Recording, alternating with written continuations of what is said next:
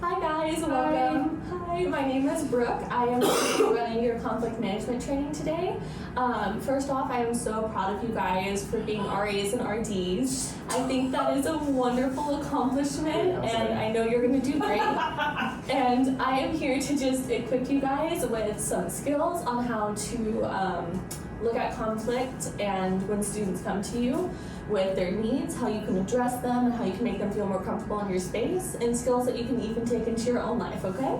Okay, so before we start, as I said, my name is Brooke. What is your name? I'm Kyla. Nice to meet you, Kyla. Maddie. Nice to meet you, Maddie. I'm Gabby. Hi, Gabby. Thanks for joining us.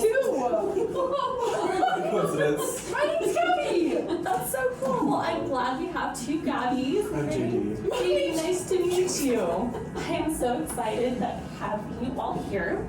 So before we start, if you guys will please just silence your cell phones so we have no interruptions. And if you have any questions, there are times in here where I will ask you for your feedback and questions, so feel free to share your answers. But if you're confused about anything or have a question, please just raise your hand. Because we want to be respectful to others who are here, because just as your time is important to me, other people's time should be important to you. The people around you, they are holding space for you, and so you should do the same for them. So our table of contents, what we're going to be going over today, we're going to learn what is conflict. We're going to determine different kinds of conflict. We're going to teach you how to avoid the unnecessary conflicts. We're going to learn how to manage conflict, managing our emotions, and finally, how to be a mediator, which is a very effective skill as an RA and RD.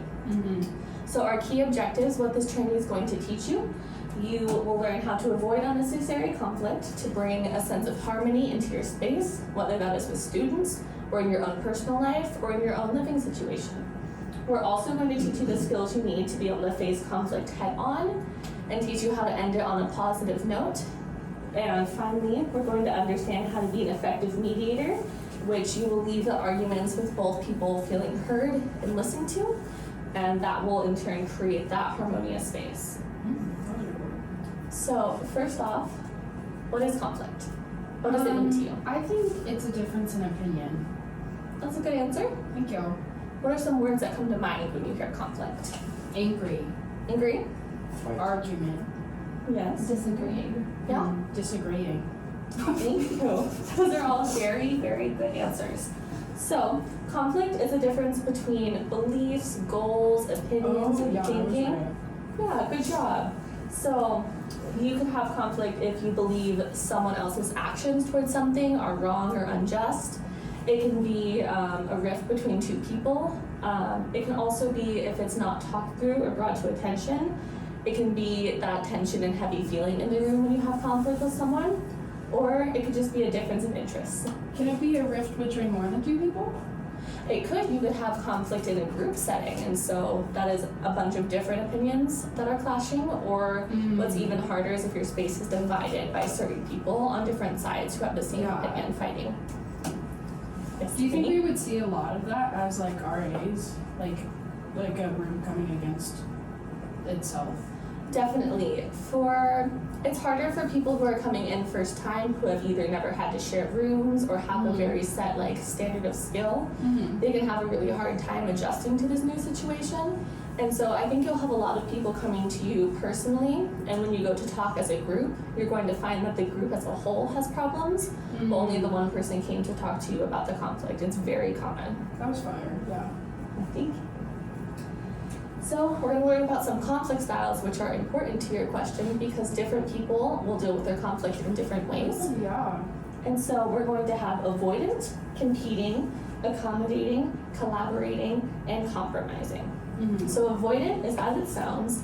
Those people are going to want to avoid conflict at all costs. They're going to want to run away from it and not talk through it, which can seem rude to some people, like you don't care enough about them to address the conflict head on.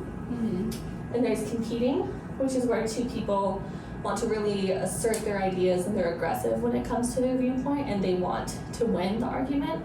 Their voice should be the only one heard and listened to. And so we have accommodating.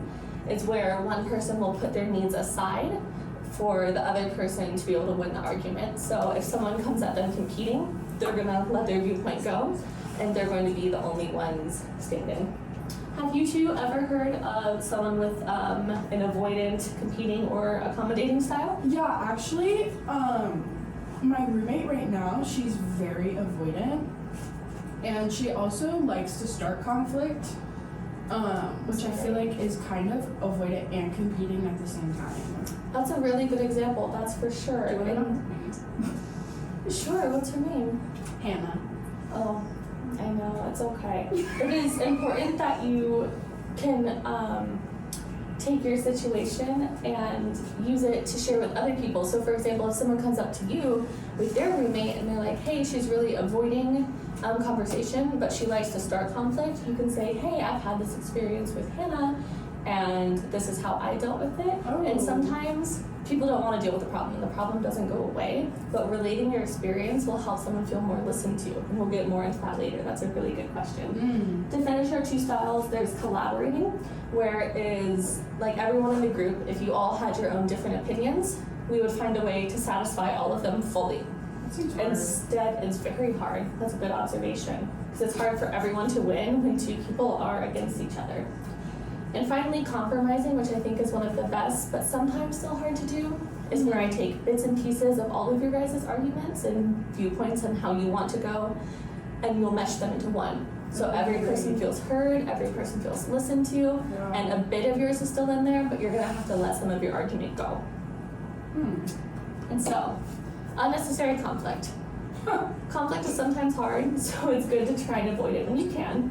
A hard but needed step is admit your mistakes.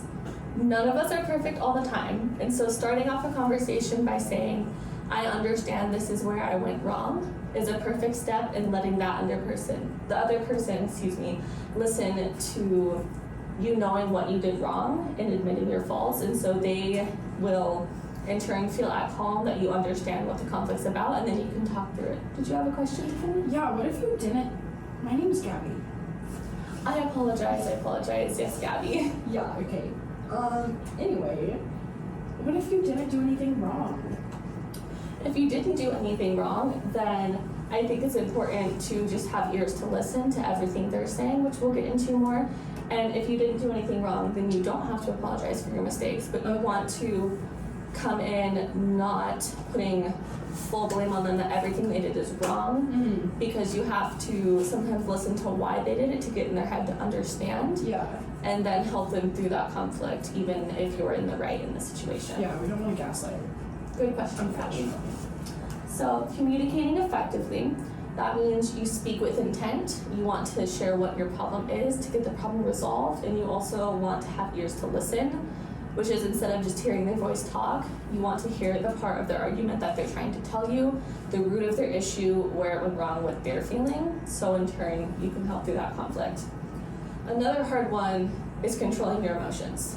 I know I've been there, if you guys have been there in an argument where you're just really passionate and heated and it's hard not to want to yell or cry. Yeah, Yeah, I for sure have been there, but if someone comes up to you screaming in your face or crying, you're going to more only remember that emotion, and you're not going to remember the words they were saying, and you're just going to do that negative experience is all you're going to remember, and so you don't want to project that. And I know if emotions run high, something you can do is take time, which we'll talk on later, to have the conversation a bit later, but if you're an emotional arguer, you can say ahead of time, hey, I do have these emotions, they are very strong, I might cry, but I want you to know I'm ready to have this conversation and I'd like you to listen. Yeah. I think that's a very good one. And just respecting others' views.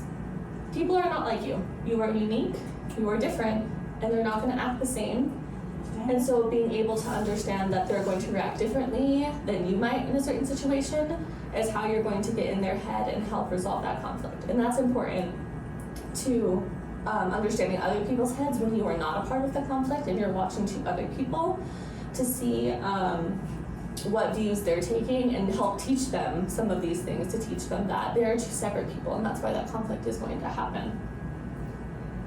And so how to deal with conflict. Some tips are to take time to cool off.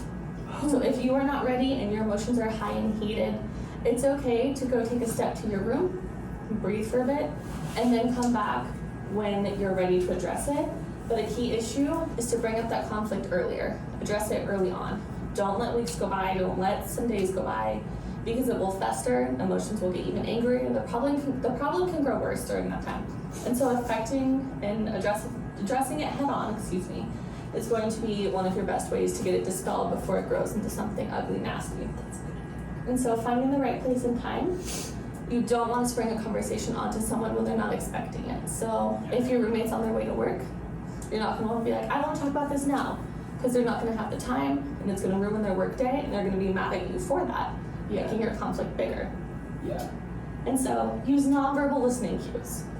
So that makes, you want to show that you want to be there. That makes you feel approachable. If you're talking to me and I'm sitting here, arms crossed, looking away from you, that doesn't feel approachable, right? Yeah. Gabby, do you have any examples to add? I just wish my one roommate was here because I feel like she could really benefit from this. Definitely, and see, you can take that training and you can use it, and when they sometimes will even notice that your communication has gotten better, and when they ask why, you can show them like what you've learned, but you can also, when they have a teachable spirit, you're welcome to impart that information on them as well. Good observation. So we're also going to plan our thoughts ahead. So if you hop into this argument or this discussion, not all conflicts have to be arguments. I know I say argument because conflict has a negative connotation. Conflict can really help bring two people together when it's resolved correctly. So planning ahead, steps of what you want to say, help you remember what you're going to say in the moment, and it's going to help the other person feel more at ease that it's structured, instead of you going on a whim with all the negative thoughts you're thinking when you see them if you're upset with them. And so, how to manage your emotions, a difficult step, but a needed one. You need to know yourself. You need to be strong in who you are, because when someone comes to you, and let's say instead of addressing the conflict, they want to attack you as a person, okay, well, you did this, you're awful, you did this, you're mean, you did that, that's so rude. You need to be strong in who you are to know that what they're saying can be lies. And you're not here to attack their person, you're here to attack the situation and work with that person to fix it. Another one, keep your voice calm. Have you ever been in an argument where someone just comes in yelling? I've done that before. Yeah. I have a brother. Yeah. It makes you feel a little off-put. You don't really want to talk to someone when they're yelling at you, and you're going to kind of shut off. And if you do that to people, they're going to do the same. They're not going to listen to what you have to say. They're just going to stop because you're yelling at them. I have a story. One time, my brother was really making me mad, and then he went to the bathroom, and then I was just like, and then I was like banging on the door, and I was like, "You're what's wrong with this generation?" And he was like just sitting on the toilet laughing at me. But in my head, I was like, "This is gonna get to him," and I don't think it did. That is definitely a time where you did not manage your emotions perfectly. Maybe you could have pulled him aside after and been like, "Hey, I didn't appreciate how you took that space from me. You didn't even know what my schedule was today." But it's like you said, it's super easy in the moment to get wrapped up. So what do you think you could have done in some of our steps from our previous slide to help in I that probably situation? should have taken time to cool off and then prayed. And let Jesus take the wheel. And then if it was still bothering me, plan my thoughts. Definitely is a good idea. Thank you And for not bang sharing. on the door. Yes, I That agree. was really Did you bad. wait till he's done with the bathroom? No, he wouldn't come out of the bathroom, so I just went to my room So and that was the cried. right time and place. All right, so a little more on managing emotion, guys. Stay with me here. We don't want to react immediately when something happens, when someone's telling you something. If they're calling you out, I know they could get angry, but you want to listen to what they have to say and take in that information before you react and come back at them with something just as angry. And you also want to put yourself in their shoes. Understand where they're coming from, which is a hard step to do, but understanding how they're feeling is going to teach you how to be able to take a breather and say, they're acting like this because of they're feeling this. And so some nonverbal communication, this is a photo showing the different kinds. This can make or break your argument. It really changes it up. Your tone of voice, the way you're standing, your posture, your eye contact, and the way you show empathy. So even if someone is being like, I'm listening to you, I understand where you're coming from, but they're looking down, texting, or they're doing their homework, not looking at you. That doesn't make you feel very heard, does it? No. So being able to show that body language that you're open and approachable instead of closed off and not paying attention, that's going to be a way that someone feels listened to without even having to use your words. I have a question. Do you think that as generations have gone on and as our technology has progressed and how it's so tangible to everybody, that our communication skills as a whole society has gone down? That is a good question. I do think that in a way it's brought people closer together because you can reach long distance, and with video calls you can see face and facial expressions. Yeah. But a big thing that you will learn through people who might text you, through the RARB phone, and who might call you, like their tone of voice can be wrong. It can be perceived differently. Like with emails, people could just be using punctuation, but a lot of periods might seem like they're angry and forceful. And so I think it's an okay thing, like we said, to address earlier, to be able to say, hey, just checking in. I want to make sure everything between us is okay. Was there anything you were upset about? If you say no, then you've done your part in addressing that conflict. That's a good question. So, mediation. What is mediation? What comes to your mind when you think of mediation? What do you think of? I have another story. One time, Super quick. Let's let one of our other participants answer super quickly, and then we can go to your story. We just want to make sure everyone has time to be heard, okay? okay. Peacemaker? Peacemaker? Somebody outside the conflict happened. Yeah, like third party? Okay, perfect. So, what does it mean to mediate? So, a mediator is someone who comes between two opposing parties and helps them come to a resolution. Do you have a story where you were a mediator, or you had a mediator? No, yeah, okay, so my freshman year, my roommate was kind of crazy, and I was trying to communicate my feelings. And one day, I was going to bed, and then one of our friends walks in. And I was like, pumped. I was like, yo, dude, I'm so glad you're here. I was just about to go to bed, but I'll stay up because you're here. And then my roommate and my friend look at me, and they're like, oh, we're going to have a mediated conversation. And I was like, oh, are we now? Like, I was just about to go to bed.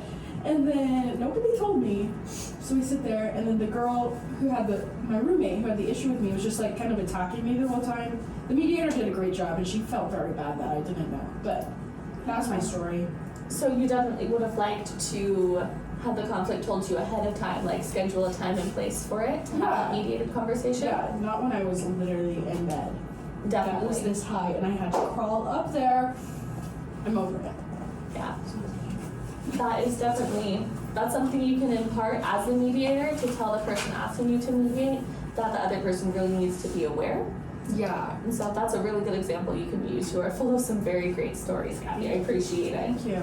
So, as a mediator, you're helping to generate solutions and you're going to be listening. And so you're not just going to sit back and watch the two people fight, but you're also not picking sides of right and wrong. You are helping the two people together to come to a resolution, and they may not be the biggest fans of each other. And so your job is to listen to both what they have to say and then help it come to a close. Yeah? What if one of them is obviously right and the other one's obviously wrong? Then you can still use your empathy to understand, like, hey, I know you feel this way, but I think that you need to understand this person's side because based off of what I've heard, their situation is more in the right, and I think it's okay sometimes to let people know that they're in the wrong, but doing it with love instead of being like, she's obviously right, what do you mean? Like, you're so stupid. And getting a little more into this, that's a good question leading into this. We have our you versus we statements. So when you use we statements, it makes people feel included, like as a group together, but when you use you statements, they feel called out and singled out, and it kind of hurts. So some examples I gave was for you about RAs and RDs. This might be something that you will have to say on some of your day-to-day basis. It's about quiet hours. So when quiet hours hit, you need to be more responsible and be quiet. You should know this by now. That doesn't make you feel very good. No. That sounds very mean and forceful to the point. So if you use a we statement, when it's time for quiet hours, we need to be turning down the volume and respecting other people and their time. And then you can add, I know it's super easy to forget, even I do it sometimes. So you're putting yourself in with them, you're showing them that you care, you understand that quiet hours are easy to forget, but still addressing the problem that we have to be quiet. So a good way for your situation could be, I completely understand, I've been there too, it's sometimes hard to feel like you're always in the wrong, but going forward, I know that you can make some changes to work on this conflict, and this other person who is in conflict with you is being really gracious and wanting to talk it out instead of avoiding it, so I think it's going to help you two come together in the end. Yeah, that was good. Thank you. Oh, So, in some examples, you had given your example about mediation where it felt really sprung on you and not good. Do you have any examples of mediation or when you could use a you versus we? I know Jesus is our mediator. Good point, good point. That is going into our next slide. Shut your mouth. Sorry, that was inappropriate. That is okay. Anyone else? Maybe if like your roommate is like not doing like cleaning or like helping with like the water filter, you can be like, hey, we need to make sure it's filled up every night. That was good. We need to be cleaning and make sure it's cleaned every day. Yeah, that's a perfect example. Thank you so much, Maddie. Yeah, So- you should use that. Going on to mediation, you got that. Jesus is our mediator. So, as a Christian university, we are, in part of our guidelines and doctrine, we have a faith-based organization. And so, teaching through that, Jesus is a mediator between us and God. He is the one who will link us together. And so, using the love that Jesus had showed to us, we need to impart that to the students here, show them that we care for them, show them love. And I know it's hard sometimes. We can all be a little bratty and a little mean, but being able to be there and show them that love through that is going to mean the world and make the difference. So, this verse from James 1:19 says, "Know this, my beloved brothers, let every person be quick to hear, slow to speak, and slow to anger." So, what that means, since you guys are leaders, you're representing this Christian university, and you're called to listen first. And so that means you need to hear both sides of the argument. Yeah. Don't jump to assumptions, you need to listen to both. Even if you know one of them might be in the wrong, you hear them out. You give them that respect to listen to them. You don't make assumptions. You calm your anger if you're invested in it, or you help those two people to calm themselves first before they begin speaking. And then in the end, once you've heard everything and held space for those people, you can make judgments and come to the conclusion as the mediator. So, yes, we're doing a Kahoot just to test your guys' learning really quick, alright? So, let me pull this up. I'm good at Kahoot, just so everybody knows. That is wonderful, Gabby. Perfect.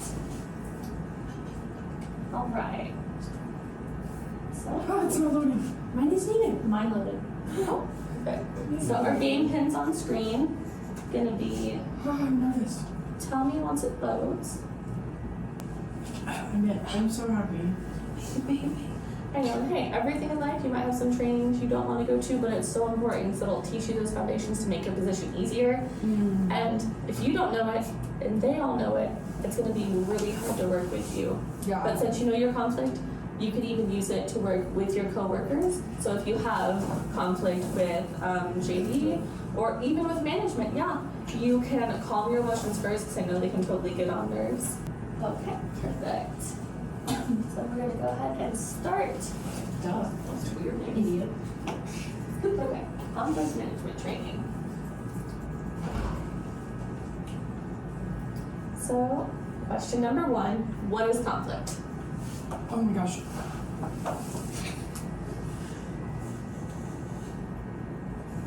I'm gonna win.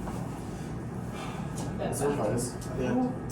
All right, so there is. I'll give it to you later. Did you get it wrong? Going over it. So, conflict is a disagreement between two people. One of them was two people arguing, which is true, but conflict doesn't always have to be a negative argument. It can just be two different positions where people are at odds with the other person's thinking or viewing. I feel like this isn't fair because someone in this room is a communications major. Really? Yeah. Oh my goodness. Well, that just means you have to work extra hard on what you've learned. I have an idea of how I can win. Perfect. We're going to go on next. Keep your attention to the Kahoot. So what is not a good way to make solutions? Gabby, will you please go sit back down? Gabby, please. Thank you. Oh, I clicked the wrong one. Yes! I can only see one of them. I'm gonna need you to stay in your chair for this Kahoot, please, okay? It's like I'm in Disneyland. She came with your seat at this All right. So a not good way to manage your emotions would be yelling at someone until you feel better. If you just vent all of your emotions, that hurts the other person. That is not something you want to do, okay? Okay. Good job. Oh, Tiffany, number 1. So true or false? As a mediator, you should sit quietly and observe.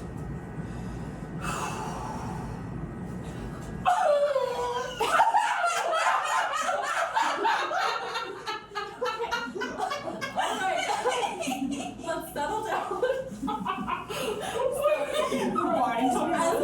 As a mediator, you are observing the people, but you're not quiet. You are going to impart on them how to help them to fix their conflict, and you're going to offer solutions at the end on how they can fix it. I'm tired now. No, okay. Okay. Good job, JD. All right. I got one chance to review my Final question. You got this. As RAs or RDs, what's a situation where you could use conflict management? Oh! Good job!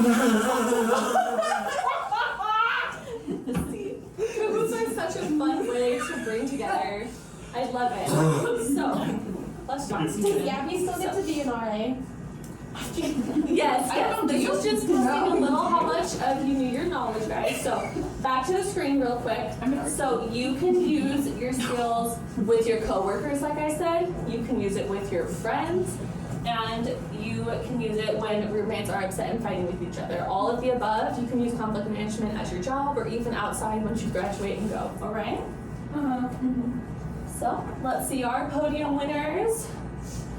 In 3rd place is Maddie. Good job, Maddie. 2nd place, JD. Okay. And the grand love first. Drum roll. Kyla, great job. She couldn't get to you. That was the fake name I used. Okay. Great job, guys. So, next, as I have gotten your emails, I sent you a quick survey. If you wouldn't mind just filling it out honestly, it's just about what you've learned on the training, anything that you would recommend or I can fix. And thank you guys so much for being here. I really appreciate your time. I appreciate you listening, and I hope that you use these skills as you impart on your journey, which I'm so proud of you for. And any questions before we dismiss? No, ma'am. Perfect. Well, thank you guys so much, and I hope you have a great rest of your holidays. Thank you. Thank you.